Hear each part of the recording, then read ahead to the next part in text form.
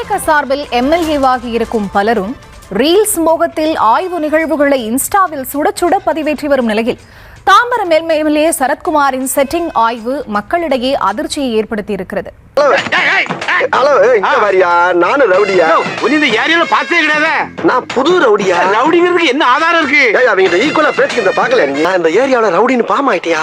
இப்ப நீ ஏத்தல எவனுமே எனக்கு பயப்பட மாட்டாங்க. சொன்னாங்க சோப்பளங்க ஏத்த விடும்ல. பலத்த குறிகளை ஏற்கனவே பொளந்திருக்கேன். இப்போ பஞ்சாயத்தை துவங்குறதுக்கு வந்திருக்கேன். ரோலரக்கன் நான் ரோலரக்கன். ரோலரக்கன் நான் ரோலரக்கன். என்ன மாமா ஸ்டார்ட் பண்ணலாமா? இப்படி செல்லும் இடமெல்லாம் நான் தான் எம்எல்ஏ என தனக்கு தானே தம்பட்டம் அடித்துக் கொள்பவர்தான் தாம்பரம் சட்டமன்ற உறுப்பினர் கில்லி சரத்குமார்.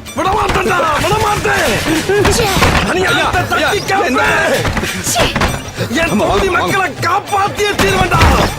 எங்க வந்து விளைய குட்டி வைக்கிறீங்க? நான் யார் தெரியுமா?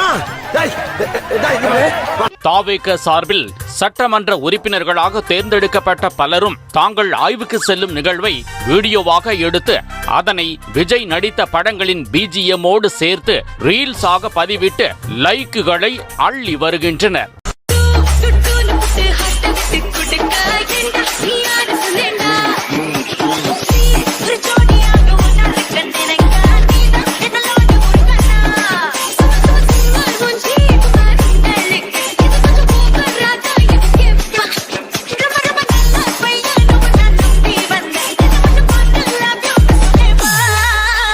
தாங்கள் செய்யும் நல்ல காரியங்கள் மக்களை சென்று சேர வேண்டும் என்ற எண்ணத்தில் சிலரும் பப்ளிசிட்டிக்காக பலரும் ரீல்ஸ் பதிவிடுவதையே முழு நேர வேலையாக வைத்துள்ளனர். அண்ணனை பத்தி நல்ல விஷயம் ஏதாச்சும் இருக்கா?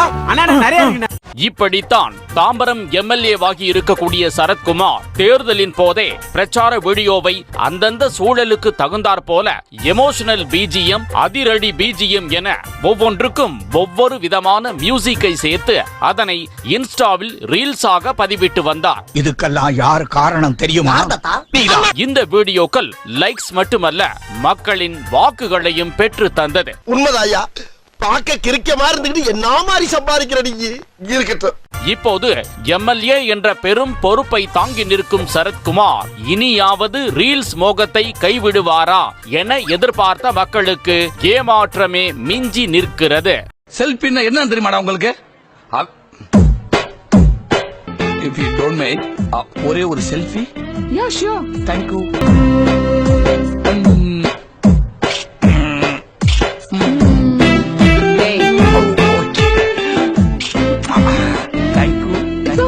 God bless you.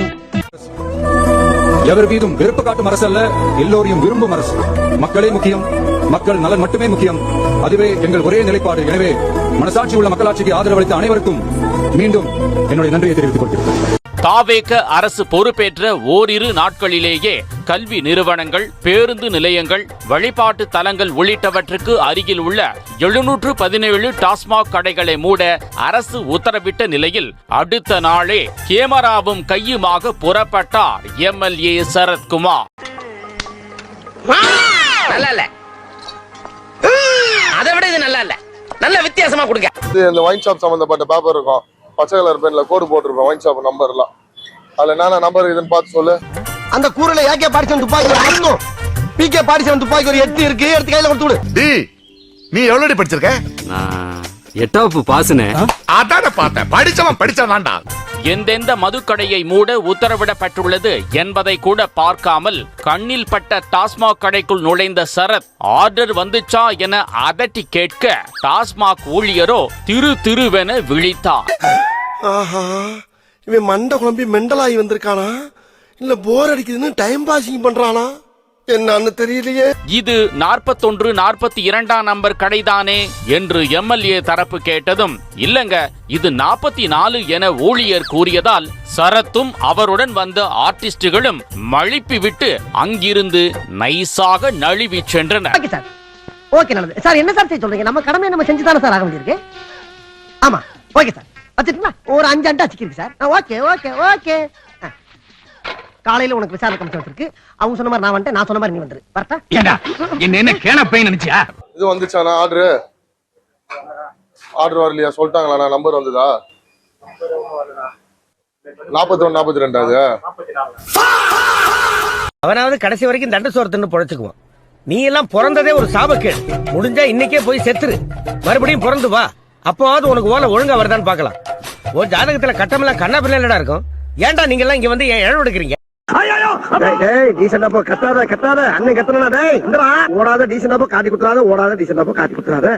ஒரு வழியாக அரசு மூட உத்தரவிட்டிருந்த டாஸ்மாக் கடையை கண்டுபிடித்த சரத் மீண்டும் பழைய பாணியில் அதட்டிக் கொண்டே உள்ளே நுழைந்தார். கொஞ்சம் ஓவரா தான் போய்கிட்டு இருக்க நீ. இந்த முறை கடை சரியாக இருந்தாலும் ஊழியர்தான் சற்று குழம்பி விட்டார். அகராதி பிடிச்ச பைபிளெல்லாம் வந்து நிக்கிறாங்களே. வந்தது யார் எவரென்றே சொல்லாமல் பேசிக்கொண்டே இருந்ததால் அவர்தான் எம்எல்ஏ என்பதை உறுதிப்படுத்தவே சிறிது நேரம் தேவைப்பட்டிருக்கிறது. யார் சாமி இவன்? எங்கிருந்து வந்திருக்கான்? உண்டி ஆளா நின்று தட்டுறான். இவ சாதாரணமான ஆள் இல்ல சாமி, வேற. இவ ரத்தத்திலயோ நரம்புலயோ வேற ஏதோ ஒண்ணு ஊறி கிடக்கு. அவன் சும்மா பண்ணல, ஏதோ ஒண்ணு பண்றான். கம்பிட்டு பேரு கொத்தியா கொண்டு விடுவேன். சேவை செய்யறதுக்குன்னு பிறந்தவன் அந்த சினேக் பாபு. டேய் மட்ராய் போவ ராஸ்கல். அண்ணா வணக்கண்ணே. என்ன இங்க நடக்கிற மாதிரி அநியாயம் கோயம்பேடு மார்க்கெட்ல நடக்குனே. அங்கேயும் நீங்க தானே வந்து தட்டி கேட்கணும். எங்க நடந்தா என்ன அக்கிரமம் எங்கெங்க தலைவரிச்சு ஆடுதோ அங்க இந்த சினேக் பாபு படம் எடுத்து ஆடுவான். வாங்க போலாம். வாங்கண்ணே போலாம். சாபா அது எடுக்க சொல்லியாச்சு. அது எப்போன்னு சொல்லிட்டு டேட் சொல்லுவாங்க, டேட் டைம். அப்போ வந்து அதை கரெக்டா முறையா முன்னாடியே முடிச்சு க்ளோஸ் பண்றேன். ஆர்னி என்னடா ஆர்னி ஊர்னிங்கிறாரு. அதானே. பின்னர் ஒரு லேடிஸ் ஹாஸ்டலுக்கு விறுவிறுவென சென்ற சரத் நான் தான் எம்எல்ஏ என்று தன்னை அறிமுகப்படுத்திக் கொண்டு டாஸ்மாகை மூடியாச்சுமா என சொல்லியதும் அவரோ நாங்க அப்படி எதுவும் கேட்கலையே என்பதை போல குழம்பி நின்றார். என் பொறுமைய ரொம்ப சோதிக்கிற. மேடம் நான் தான் எம்எல்ஏ, தாம்பரம் தொகுதி எம்எல்ஏ. சரிங்களா? இந்த ஒயின் ஷாப் விஷயம் வந்து மக்கள் சார்பாக கேட்டு இருந்தாங்க. லேடிஸ் ஹாஸ்டல்லாம் இருக்குன்ட்டு எடுக்க சொல்லிட்டேன் அந்த ஒயின் ஷாப். ஆமா, இதுக்கப்புறம் க்ளோஸ் பண்ணிடுவாங்க. எல்லாமே விதின்னு நினைச்சு வாழ்ந்துட்டு இருக்கிற இந்த மக்களோட தலைவிதியவே மாத்த போறவன் நீ. I think you are a man of destiny. Yes சிரிக்கிற.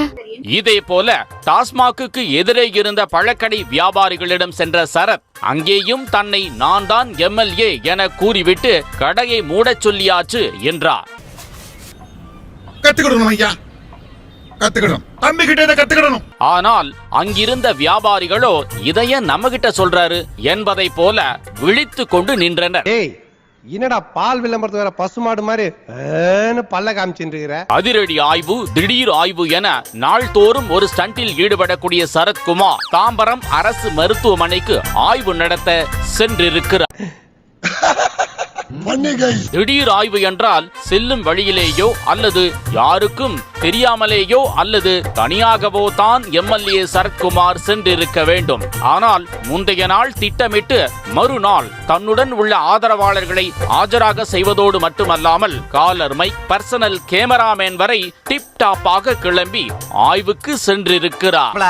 எப்ப தியேட்டர்ல ஸ்கிரீன் திறந்தாதான் படம் தெரியும். இங்க பாருங்க ஸ்கிரீன்லயே படம் தெரியும். அட பெரிய டேட் இருக்காரு, உள்ள பாத்து போலாம். மருத்துவமனை என்று கூட பார்க்காமல் மொத்த மருத்துவர்கள் பணியாளர்களையும் அழைத்து கட்சி பொதுக்கூட்டம் போல கத்தி கூச்சலிட்டு பேசியது அங்கிருந்த நோயாளிகளை முகம் சுளிக்க வைத்தது. இந்த சவுண்ட் விடுற வேலை இங்க வச்சுக்காத, இது ஏன் இடம். ரொம்ப பேசின விஷ ஊசி போட்டு கோடு. சுற்றிலும் கேமராக்கள் படம் பிடிப்பதால் உணர்ச்சி பொங்க பேசிய சரத் மருத்துவர், பணியாளர் என அனைவரையும் வறுத்தெடுத்தார்.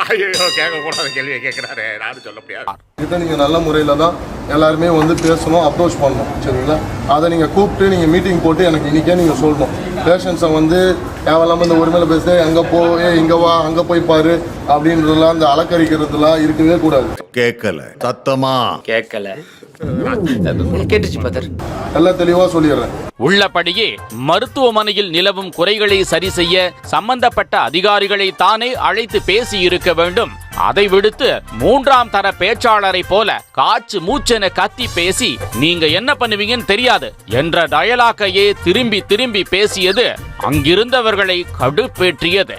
இந்த ஆஸ்ட்ரிச் தெரியுமா, நெற்கோழி இப்படி இருக்கும், நெற்கோழி அது ஒரு முட்டை பாத்திரியா, வாவ் இவ்வளவு பெரிய முட்டை அந்த மாதிரி இருக்கும். ஆனா முட்டை போடுற கோழிக்கு தான் தெரியும் குண்டி வெளினா என்னன்னு.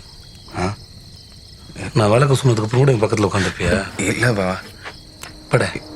அடுத்ததாக கழிப்பறைகளுக்கு நேரில் சென்ற சரத் குழாய் உடைந்திருப்பது தெரிந்தும் ஷூட்டிங்கிற்காக வேண்டுமென்றே திறந்து பார்த்து தண்ணீர் வரவில்லை என்றது. சம்பிரதாயத்திற்காக ஒவ்வொரு பாத்ரூமையும் திறந்து குழாயில் கை வைத்து போஸ் கொடுத்தது என அனைத்தும் ரீல்ஸ் வீடியோவை மையப்படுத்தியே எம்எல்ஏ சரத்தின் செயல்பாடுகள் அமைந்ததாக தெரிகிறது. நீங்க சீப்பா போட்ட பிளான நான் சீப்பை வச்சே முடிச்சேன் பாத்தீங்கல்ல. ஏன்னா மூக்கு புடப்பா இருந்தா சில நேரத்துல இப்படி எல்லாம் யோசிக்க தோணும் கொஞ்சம். போட்டியிட்ட முதல் தேர்தலிலேயே பெருவாரியான மக்கள் நம்பிக்கையின் அடிப்படையில் வாக்குகளை செலுத்தி எம்எல்ஏவாக மாற்றியிருக்கும் நிலையில் அவர்களுக்கு தேவையான அடிப்படை வசதிகளை ஆக்கப்பூர்வமான நடவடிக்கைகள் மூலம் செய்து கொடுக்க வேண்டுமே தவிர இப்படி சொந்த துதிப்பாட ரீல்ஸ் போடக்கூடாது என்பதே வாக்களித்த மக்களின் கோரிக்கையாக உள்ளது. பில்டப் பண்றணும், பீலா வரணும், அது முக்கியம் இல்ல. நம்ம எது பண்ணாலும் இந்த உலகம் நம்மள உடனே உத்து பார்க்கணும். நாதாரித்தனம் பண்ணாலும் நாசுக்கா பண்ணணும்டா. ஆனா நம்ம பண்றது 4 பேருக்கு புரியப்படாது, தெரியப்படாது.